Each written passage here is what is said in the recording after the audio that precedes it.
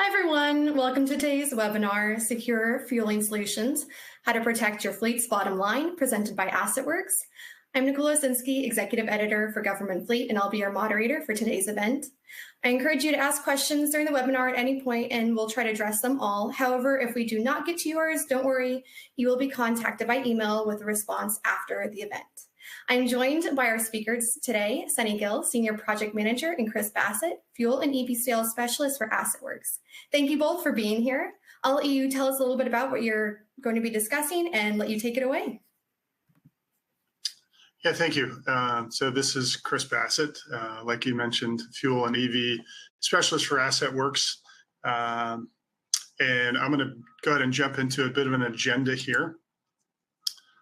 So on today's webinar, we want to give a little bit of insight and some education on the evolution of fuel tracking, some common challenges that we see in the industry, understanding what is called kind of secure fueling in the industry, and the role that telematics is starting to play for that. And then, of course, some Q&A after that.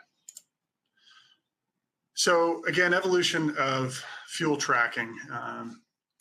There may be quite a few people on the call who already have a fuel management system, maybe have been in it some time. So some of this may be familiar, but back in the day, I guess I should say, the fuel was tracked manually, right? So this was many years ago. Fuel may have been tracked just by paper as far as transactions go. And that was very cumbersome.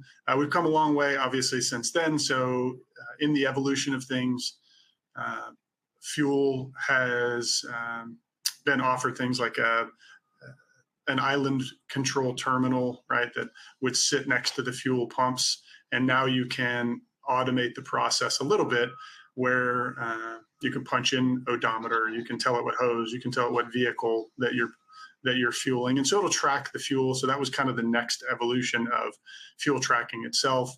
And then we move into more automation of that information. So less manual input and much more automation. And that came into things like vehicle devices that are pulling from the actual data bus on the vehicle. So you're getting more information out of that. And that kind of leads us to where we feel like we are in the industry today, which is a little more advancement into how we run telematics and connect that into the fueling operation and utilize all of that data. And we'll talk a little bit more about that in today's slides here. So one of the things I wanted to talk about first, I'm going to go through 3 challenges and a little bit about how some of those challenges can be solved. As the webinar mentioned, what are some of the things facing fleets today as we see it, and how can securing your fuel really affect the bottom line? So challenge number 1, I think, resonates with most customers that we talk to, and that's human error, right? We're always going to have a bit of a human element in this for the most part, and there are still things that happen. So again, the first bullet point is incorrect data entry. That does happen. So if you're still in kind of a semi-manual mode tracking your fuel, you may be punching an odometer at the fuel island. That depends on the person there putting the right information in. There are a number of checks and balances that can be added into most systems today to help mitigate data entry issues. But again, those still do exist. There's also fuel card sharing, sometimes known as passing the hose.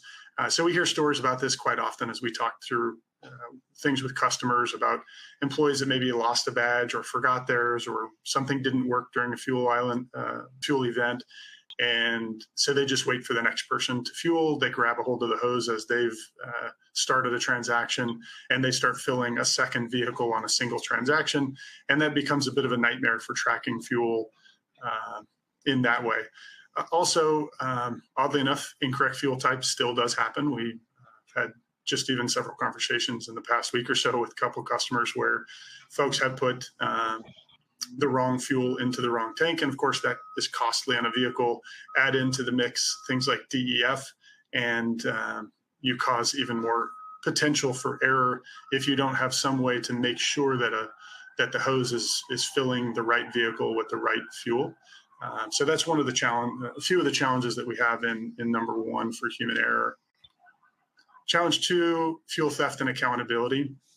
It's generally not the top question that we receive as we talk to customers, or the concern, I should say, as far as theft goes. However, it still is a very big thing. So, it says in here, small transactions can add up fast. Fuel theft, on average can account for more than $25,000 a year in fuel. And inevitably, as we talk through these things in the industry and have conversations, we still hear these stories. I personally just heard one last week about somebody filling a gas can in a vehicle that wasn't supposed to be filling a gas can. And so they were approached and didn't get a good answer, and they had to work through that process with that employee. And who knows how often they had filled that, right? So they got caught once, but who knows how many times they had filled that gas can, sort of knowing that they had a little bit of knowledge of how the system works. And so if you don't have all of the right checks and balances in place, those things can happen, and they can cost you for sure. Second bullet point, if you really can't say where it went, so you're not accurately tracking it, it might as well be lost. So we have some customers say, look, if we go through an audit and we can't account for the fuel, they kind of count it as lost. It's not necessarily stolen. It's not necessarily gone, but if you can't account for it, you don't know where it went. That's not a good thing in an audit. So accountability is a very big thing in the automation of fuel and making sure your bottom line is protected. And then, of course, that flows into billing and accounting issues. So without a clear way to validate not just how much fuel was pumped, but most folks that we deal with have multiple departments, multiple entities fueling. And if you don't know exactly what vehicle the fuel went into, you may not know what department to bill that to, right? So there are obviously billing structures within most customers, and so you've got to make sure the right departments are paying their fair share for the fuel that they're billing, and you need to have a way to account for that. So that's something that automating the fueling process can certainly help with.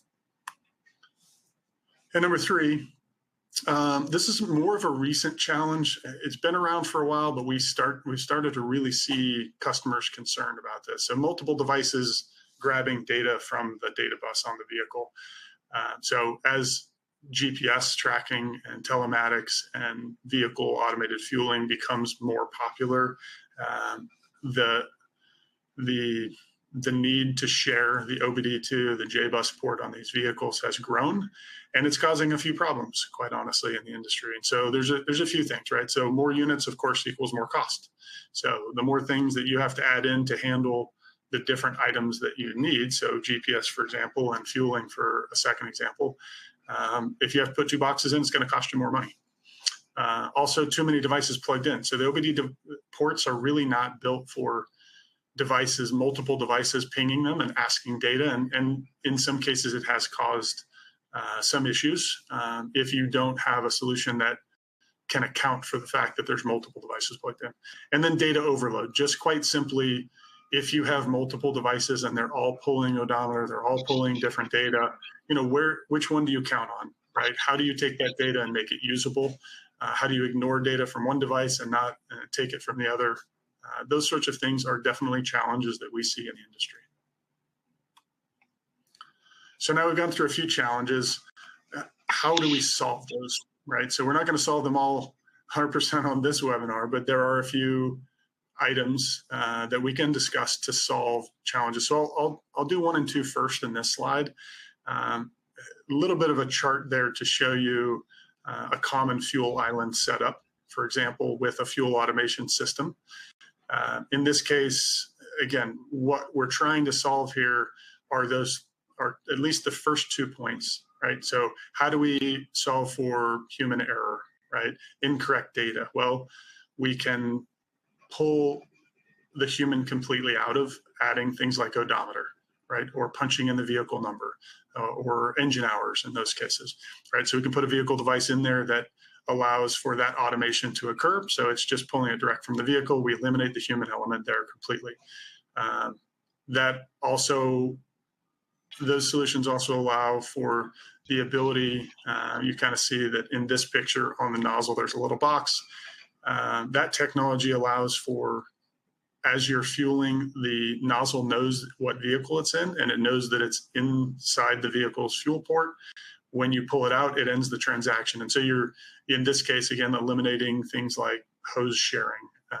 You won't be able to pull that nozzle out and put it into another vehicle on that same transaction because it'll end that. Putting the wrong fuel in the vehicle, certainly, because that little box on the nozzle knows that it's on a diesel or an unleaded nozzle, for example. It's not going to let you pump diesel fuel, or more often, I guess, unleaded fuel into a diesel vehicle because it knows what vehicle it's in, and it just simply won't authorize.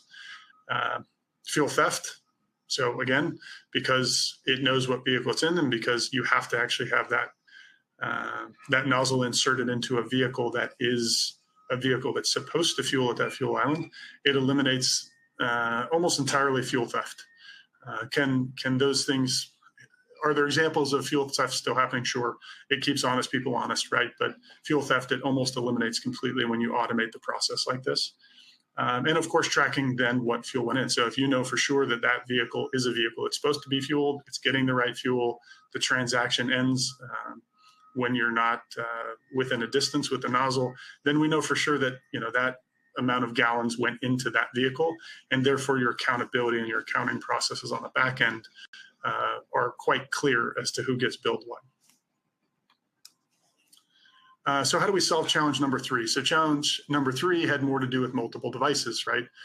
So one of the things that has come about in the industry is the ability to actually utilize and combine, as you see on the right-hand side of this picture. The top is kind of a legacy fuel management device that would go into a vehicle, and it would pull odometer and engine hours and so forth during a fueling event. And underneath that is a legacy telematics device, right? So they may, in the past, have been sharing that data port. One was more for GPS, one was more for fueling. They were both getting a lot of overlapping information.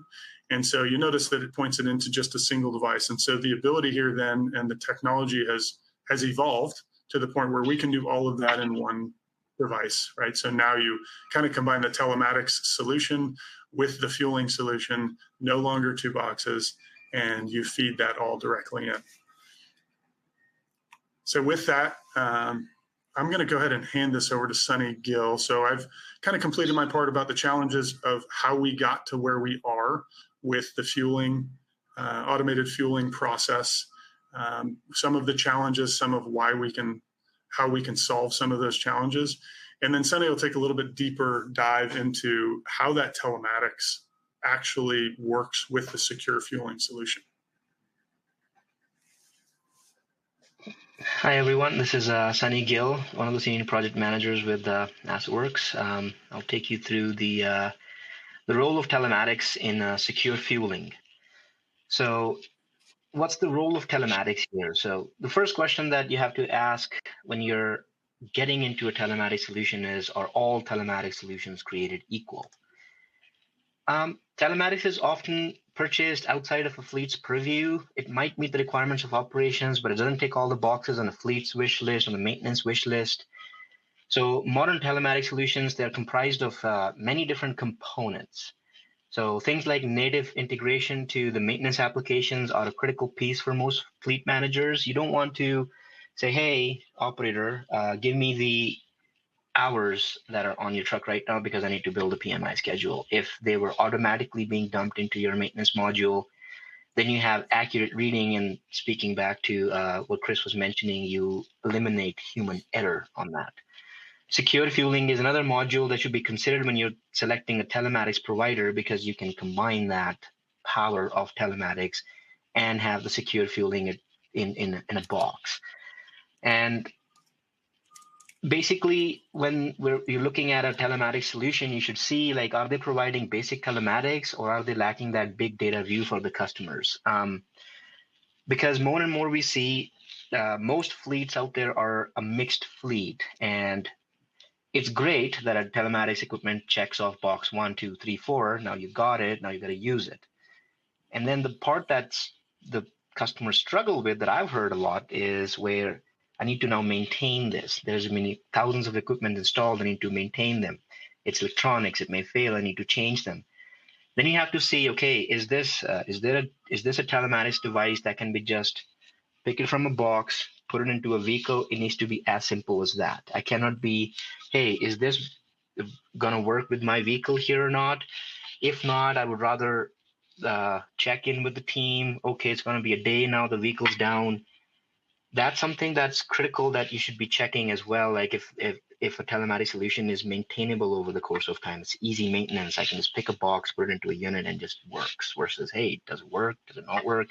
What's going on with that? So that these are some important things to consider when you're looking at a telematic solution, because everybody may not be the same in that instance. Then is preventing inaccurate meter capture. So capturing accurate meters directly from a vehicle is the biggest challenge that fleet managers have. Oh, this driver said this unit has 39,000 miles, but when I looked at it, it's 45,000. Now we missed a PMI. It's going to cause engine troubles. So you put a telematic solution in there, it needs to be reliable and providing you accurate meter capture. So that's what telematics can provide and deliver to a fleet manager and have some confidence. Okay, it was 45,000 5 minutes ago, so I know this is the meter on that truck right now. And then, of course, discovering fuel theft. While the in-house fueling systems can prevent fuel theft through automated vehicle identification, tracking theft at a third-party fueling station can still be a challenge. In these cases, comparing the fuel ECU, seeing what was added, is you can appear on the pump. So they have a receipt, they went to Shell, they fueled up. Now your telematics can show you, okay, they fueled 15 liters outside of the secure filling system. So that's something that telematics does allow customers to review as well. Then talking about the secure fueling solution. So the secure fueling solution is a all-in-one solution where you can have your secure fueling island is set up. You can identify that vehicle through a device. That device is talking to that island, identifying the ID of that vehicle. And at the same time, that same device is providing you all the telematic information going up into the cloud. And then that is getting fed into your maintenance package. So that all-in-one solution can help you reducing costs of having multiple solutions out there in the system. And it helps, it'll be a single point of failure. It's a single point of success. So you kind of have an easy maintenance once you have installed them. You have one device that you can figure out what's wrong with it. You don't have to kind of take a guess. Oh, maybe maintenance has telematic solution A. We need to go look at that. Now they have telematic solution B for a different feature. Let's go look at that. So it eliminates that as well. Why choose a single fueling and telematics device? Biggest reason is it reduces cost. You have multiple equipments out there. They're all doing the same job. Let's just put one device in there that can do all of it together. And it further eliminates the need where, like, light-duty vehicles, they were never designed to have multiple devices connected. Many telematic parameters need to be requested from the ECU instead of just being broadcasted with heavy-duty vehicles. And more, we have light fleets are more efficient, and there's more out there. So when multiple devices are connected, they start competing for bandwidth to request the telematic parameters, which can cause interference, overload on the OBD2 bus. Moving to a single multi-purpose device eliminates those issues. So that's a big advantage to choosing a single device to provide you fueling and telematics. And then the next biggest question that's asked from most of the fleet managers that we meet is, are my telematics meter values reliable? So many fleet managers are not aware of why they are not reliable, what happens out there that causes this.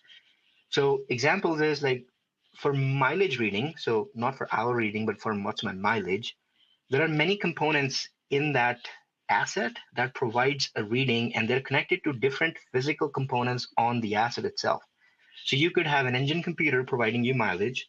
You could have your the CECU, which is your computer for the primary dash of your vehicle, that will be providing mileage, and they might be connected to two different physical sources that are collecting that information. It could be the engine pistons, and it could be the tack on the rotations on the wheel itself. And then you have trip odometers, and then you have GPS odometers on top. So there are like 4, 5 different places where you can get a mileage reading from. That's why they vary. So they say, hey, my mileage on the dash says 99,000 miles, but your telematic system is saying that I have 78,000 miles on it. What's going on? It's very likely that maybe the MCM on that asset got replaced. They didn't change the value on it or program it correctly. I've seen those instances in the field. Or eventually, through time, it's a 10-year-old unit, been used a lot. The wheel tack and the piston tack start to drift apart, and they've started to provide you different readings. And then, of course, then another challenge is some specific vehicle manufacturers won't give you access to the primary dash data. So you have to rely on their trip odometers or their engine computers to provide you that data via telematics device. Same goes for the engine hours. You may have engine hours coming from the ECM. You may not have them coming from the ECM. They may be relying on the ignition. So why don't my meters match? Different vehicles, different GPS devices, they rely on different points of data on these various bullet points that we just mentioned, and they use that to tell you what the reading on that vehicle is. This is avoidable. There are many vendors out there. They're working tirelessly to provide reliable, accurate meter readings. This will speak to what AssetWorks does. We have a meter wizard solution. It's a simple tool at the installs. You can go on your phone, on your laptop, whatever you are. You can do a meter validation right at the time of install or a unit swap. So the access is via, as I said, from a smartphone or a tablet or a laptop. What you can do is it'll show you, okay, you need to validate the readings on this unit. It will tell you exactly what we are receiving from the telematics port that the device is connected to. And then you can validate that to the dash of the vehicle. If you're using the dash of the vehicle, you can go and say, okay, I have this reading coming in from the device. Does it match or not? And if it doesn't, you can go through the wizard, and it helps you set that offset to those original readings to keep it accurate to what the dash is saying. And then it continues to use that offset moving forward, and it keeps it consistent. So as I said, that's how we ensure we put the power in the hands of the customers to say, okay, you need to make sure that your meters are accurate at the install, and moving forward, the telematics device will take care of it. So now what's the value of combined telematics and secure fueling? As we talked about in the past 14 slides, number one, it reduces costs. It eliminates the need for 2 devices on board or more, because sometimes the operations team has put telematics device A and maintenance team didn't know about that. They bought another telematics device B, and now they've bought another fuel telematics device C. Now you have 3 of them. So you can eliminate all of them, and which will lower your hardware, your installation, and your maintenance costs. 2, you get accurate meter readings. They're supplied by the telematics device, and if the install's been done right, you will have accurate, reliable readings that you will have confidence that they're correct. Then it eliminates OBD2 port sharing challenges. You don't need to have multiple devices, so there could be a single port connected to that. When you bring in your computer, you have an open port that you can use to do your diagnostics from your computer. So it makes it easy on the maintenance in the shop as well. Further, there's EV support. More and more pressure is being put out there to go green. So it needs the telematics device. It needs to be a consistent device that can be used in all vehicles, regardless of the fuel type. It could be an internal combustion engine or an EV. And then, of course, there's an automatic ID association between the vehicle and the secure fuel on the ICU. That pairing happens on by itself. It knows exactly what that vehicle is, what type of fuel goes in this unit, and if both those parameters are met, then will allow you to fuel, and you will fuel the right amount into the vehicle. That transaction goes back. It has all the accurate meters along with it. It just kind of reduces a lot of administration headache. Okay. So now we do get a lot of questions from a lot of clients when we go meet them at trade shows and everywhere else. What if we already have a telematics device installed? Now, this is where we have designed our telematics and secure fueling module so that it can be installed in addition to your telematics solution. So you should have that option that, okay, I'm getting my telematics, I'm good with that. But I don't have fuel. I need to get that fuel. I need to get those meter readings into my fleet management software. You can simply deploy the secure fueling and meters only part of the system where you can just connect it to the secure fueling ID. So you have that accurate fuel collection. And on top of that, you can send those meters still successfully into your fleet management software. So what it does is it kind of leaves the door open to replace or deploy telematics at a later stage with no additional hardware, no additional installation costs. None of that is needed. You basically turn on a button and everything just starts working for your telematics and your maintenance system as well. Just speaking on that, like how AssetWorks GPS accomplishes that is like it's a fairly module approach. So you can have a secure fueling setup to be turned on. You still install the same device in there. You've done the work. Now you're collecting successful fuel transactions. Whenever ready, you put in the GPS telematics option.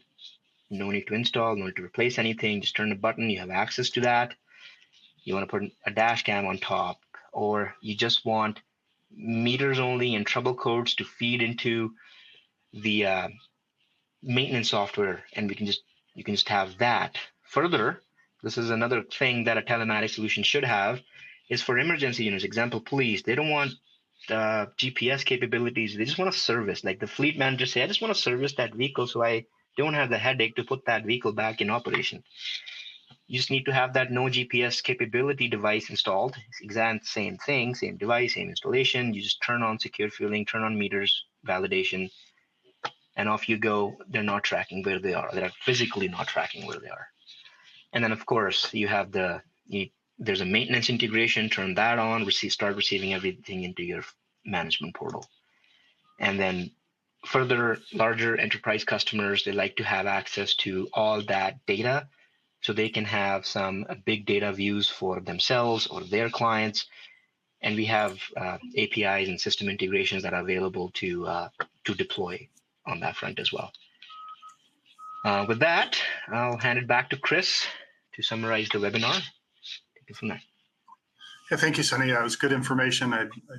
I'm guessing for sure that folks got a lot of good detail on that, because it is absolutely, all of those points are things that we hear on a daily basis. Definitely problems that are presented in the industry today. So again, in summary, automating fueling has taken kind of the next step to provide actual, real, accurate data while minimizing cost, complexity, and to help solve issues facing the industry that we mentioned. Human error, theft accountability, multiple devices, accurate information, cost, of course, the biggest one. And finally, really with the technology updates like Sunny really delved into there, we're really able to gather much more information.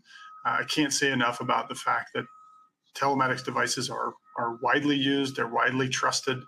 The solution should be giving you good, accurate data.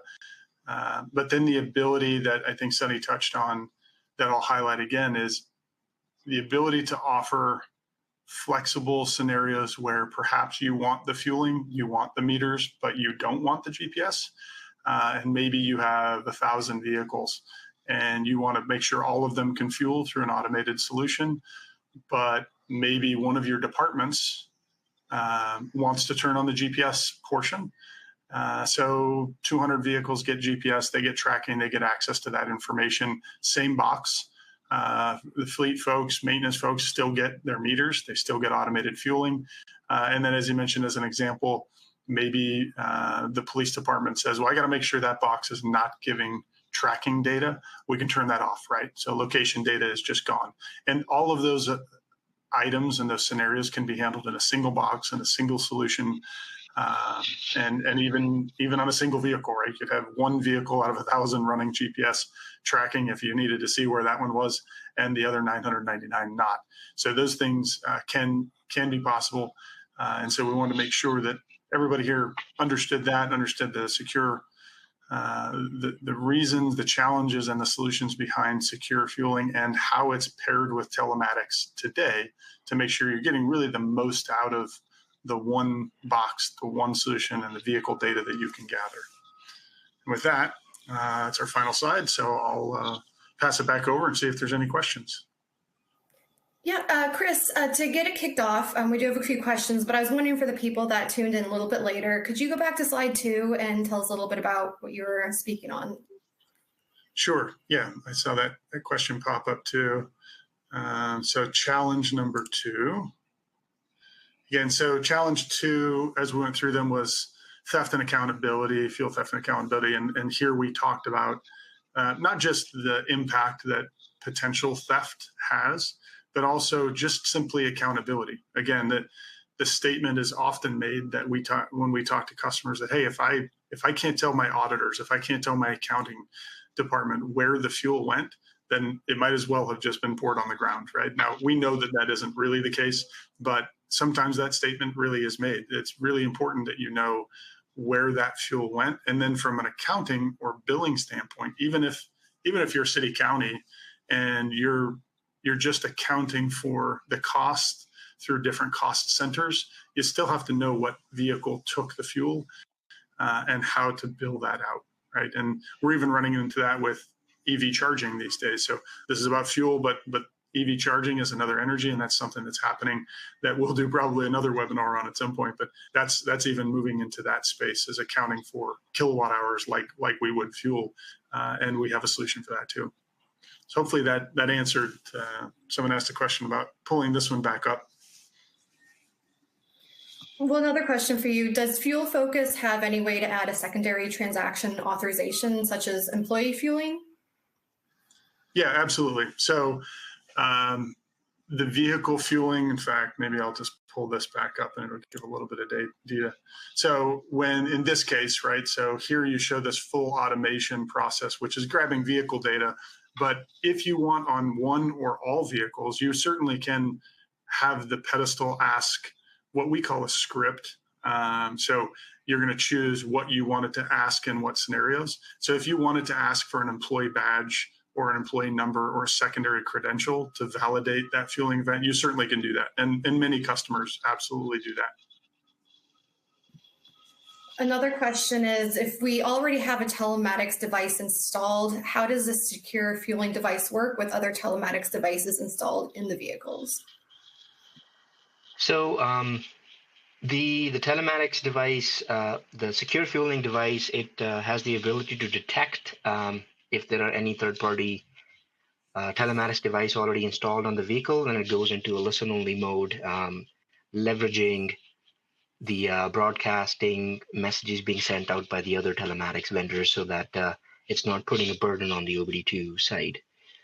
So yeah, it just kind of basically detects a third-party device, goes into a listen-only mode, and leveraging the messaging going back and forth between the other telematic devices.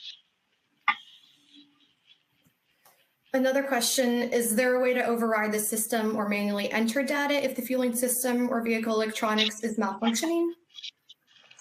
Yeah, that's a good question. So there's absolutely a way to have a backup, right? So vehicle automation, computers, as we know, aren't always perfect. There are incidents where maybe you roll up to the fuel island and for whatever reason, it's not working as it should.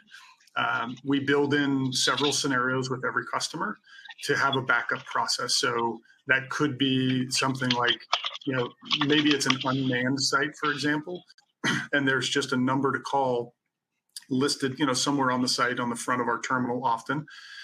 And so we do offer even a remote authorization. So if it's a real scenario like that, you could have a fueling desk or someone that they call, say, I'm having a problem fueling, and they could say, okay, well, just when it asks you this, just punch in this number, and they give them a one-time authorization. So there are some solutions that we offer that do that. If it's a manned site, we offer the ability to do an override. We call kind of a manager's bypass, where someone with a manager's credential would on the keypad go into the bypass, but it would actually require them to have a manager credential that they swipe, and then they sort of do a transaction manually.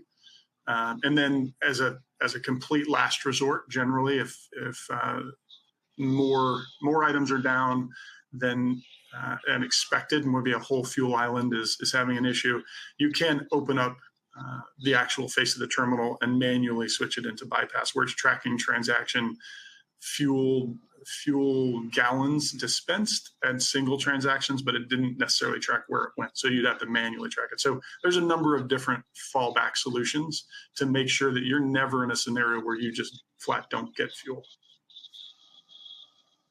Got it. This person, they're asking, at a fire department, sometimes we have large emergency incidents that have different fire departments that need fuel from our fueling stations. They're asking, how can that be done? That's a great question. And I live in Florida, and that has come up many times. And in any disaster recovery scenario, whether it's a hurricane or a fire, or just simply you want to make sure that you're covered, there are different ways to do that. So sometimes it flows a little bit into the question I just answered, where you may have, in some cases, you may throw it in bypass and someone's tracking it, right? That's, again, a last resort, because you want to track as much detail as possible. In that scenario, I have seen customers assign a fob, right? Or just a number, right? So you can go in and create just a number to a department, like a card number that you put in a temporary department in a scenario, and you say, well, for anybody fueling outside of our entity that needs to fuel quickly, just punch in, this code, and it's going to track that information to that department, and we'll know that that fuel was pumped into something that was not our vehicle, that it needs to be billed back to this secondary department. So there's a number of ways. You could hand out a fob even that does that, but that's difficult on multiple vehicles. So I've seen codes used that way too. So definitely ways to solve that with, without doing the full automation in an emergency. Another question on automated fueling. The first part is, do you have issues with mile creeping up or down, not showing the correct mileage in your maintenance system? And then the second part is, do you have issues with draining the vehicle battery, causing additional wiring to be installed to wake up the system, et cetera? I think I'll let Sunny answer that one. Yeah. Yep. So to answer the first question, that's where, so we said like all telematics solutions are not equal. This is, so Curb, the first one, that's where the meter wizard we have put in place, and that has created a very significant confidence boost in our customers, where we do not have mileage creeps. They stay accurate. We have validations going into mileage creeps to ensure that they're not happening. And if in any scenario a mileage creep happens at the asset itself, we flag that asset to be looked at by the fleet managers before that data is being fed in the maintenance system. So we absolutely have curbed that down. And as I said, like, we have created significant confidence in our fleet base where that is accurate. And second, do you have issues with draining the vehicle battery, causing additional wires to be installed to wake up the system? This sounds like that you have a legacy GPS device from some vendor. Sorry to say that, but technologies evolve. Currently, as I mentioned, to answer another question, we are using a device that connects to the vehicle's OBD2 port.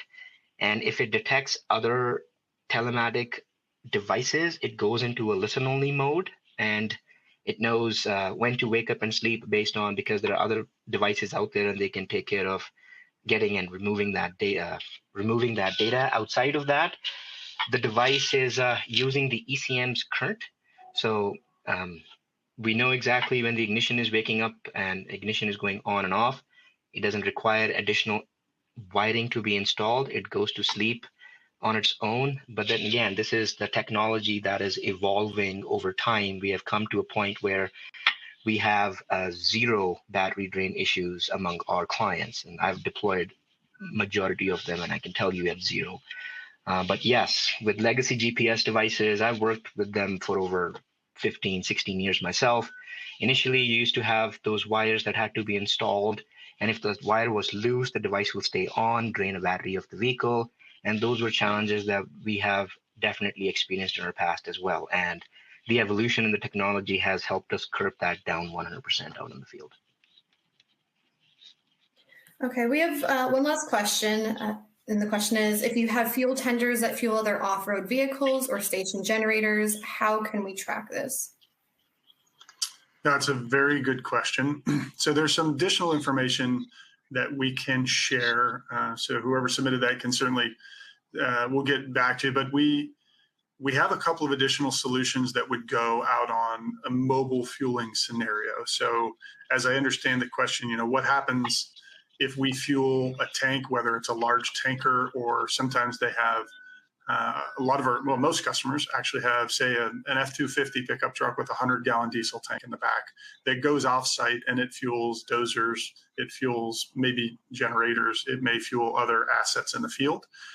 We absolutely have two main solutions to solve that. If it's a large fuel truck, we have what we call our mobile fuel controller. It's a little more robust head that would go on a large tanker, say 1,000 gallons, that type of thing. Because it's managing a lot more fuel, that head would go on there and it would essentially act like the fuel island terminal would act, where you would punch in credential information, you could punch in a vehicle number, it would allow for fueling events and kind of act like a fuel island terminal. For the smaller vehicles, though, we actually have a new solution, which we absolutely want to share with folks, called the transfer tank solution. So those small 100-gallon tanks in a pickup truck are often referred to as transfer tanks. So what we've developed is an inexpensive small box, which will connect to the pump on those. And through an app on a phone or a tablet, what you can do then is generate or authorize a transaction. So if you're currently carrying a clipboard, for example, and your driver is supposed to be capturing the meter details on how much fuel was pumped into each dozer or piece of equipment or generator, oftentimes that's inaccurate. Most customers actually just don't even track that. So we do have a solution. It's a small box. It would control that pump and would be used through currently a mobile app that would authorize. And so we've gotten creative with NFC tags on equipment, or you can just punch in a vehicle number. So that's a way to then authorize on a smaller transfer tank and capture all of that fueling in that manner. So it's a fairly new solution that we've come up with because we've had that question a lot. And it can even be used on smaller sites that maybe you don't currently track, maybe fire sites, sometimes golf course locations. And so there's other solutions we have out there for that. So hopefully that answers that question. Awesome. Well, thank you guys. That does wrap up our webinar for today. But for anyone who did ask a question and it wasn't answered, we will be following up via email to answer your questions individually. So don't worry, that's also going to happen. But we hope that you all enjoyed today's webinar. I want to thank you both again, Sunny Gill and Chris Bassett and AssetWorks, for today's presentation. And I also want to mention, this was one of the questions. This webinar will be available on demand on the Government Fleet website at government/fleet.com/webinars. Thank you all. Thank you both again for being present, and have a wonderful day. Thank you. Thank you.